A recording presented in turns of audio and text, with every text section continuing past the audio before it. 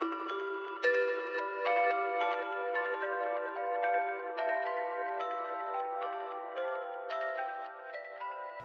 could not imagine these types of things happen. And maybe this is the last of our life. This was our feeling.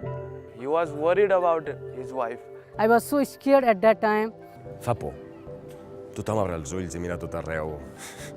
On the 25th of April hit the earthquake, which had magnitude 7.8.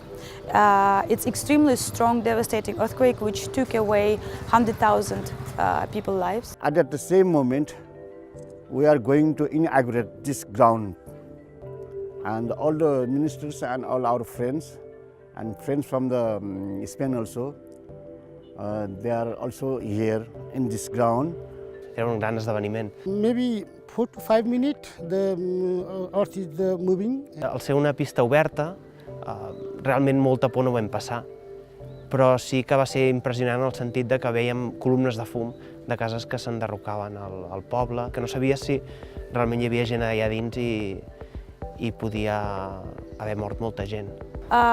Problem is that Nepal was not prepared for such devastating earthquake. Other extremely strong earthquake hit Nepal in 1934. Unfortunately, people have a short memory and they forget about devastating, horrible earthquake very fast.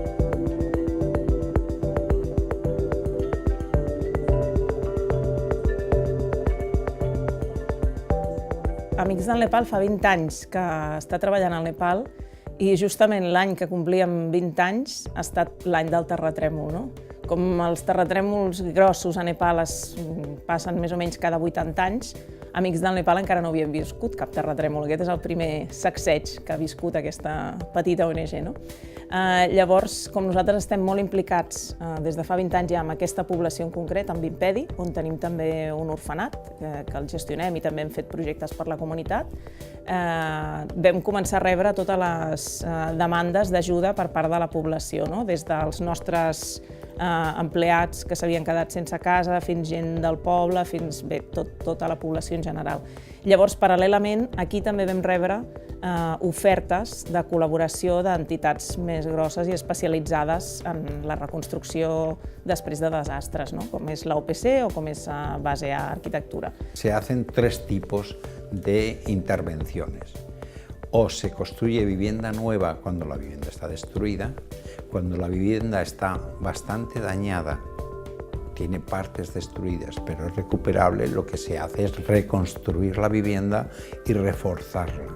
Y las que están poco dañadas también se refuerzan, porque frente a otro terremoto podrían colapsarse. El programa Wasuka comença una mica investigant a través d'un viatge d'identificació quina comunitat de Vimpedi ha quedat més afectada. I es veu que en tot Vimpedi, més o menys 1/3 de les vivendes han quedat afectades absolutament, un altre terç han quedat mitjanament afectades però han quedat en peu i un altre terç no han estat afectades pel terratrèmol però no estaria de més reforçar-les per si hi ha un altre terratrèmol. Es decideix fer un prototip de pedra i fang, que seria l'arquitectura tradicional local, un prototip de bloc de formigó confinat, que és una tècnica que es fa servir en molts països perquè és una tècnica de molt baix cost, però que en canvi a Nepal no l'estaven fent servir correctament, i un prototip de vivenda d'emergència que no sigui una vivenda de xapa, que és la que estaven fent servir ara mateix com a refugi temporal, ja que el confort que pot oferir un refugi temporal de xapa és nul.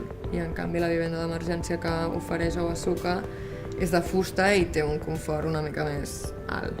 És la família la que decideix tot, en aquest cas, de com serà la seva casa, i també els demanem si volen un crèdit, si necessiten un crèdit, que aquest crèdit només es dona en forma de materials. This house was built by my grandfather, great-grandfather, and it's almost 100 years now. And earthquake came 7 months ago, and all this house was gone down by earthquake. And I feel very bad. My father also, my whole family feels very bad about this.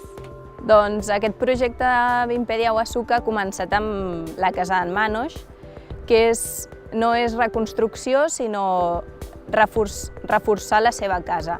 Només va estar afectada per una part, llavors el que estem és reforçant, reconstruir tota aquesta part afectada i alhora reforçar tots els altres murs i l'estructura.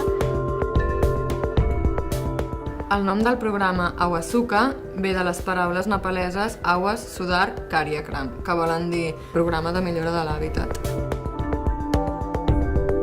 Awasuka project is very important because it's a big exchange of knowledge between the Barcelona Polytechnical University or other universities in Spain, and it's fantastic that such a project as Awasuka exists, which supports Nepali people with such knowledge.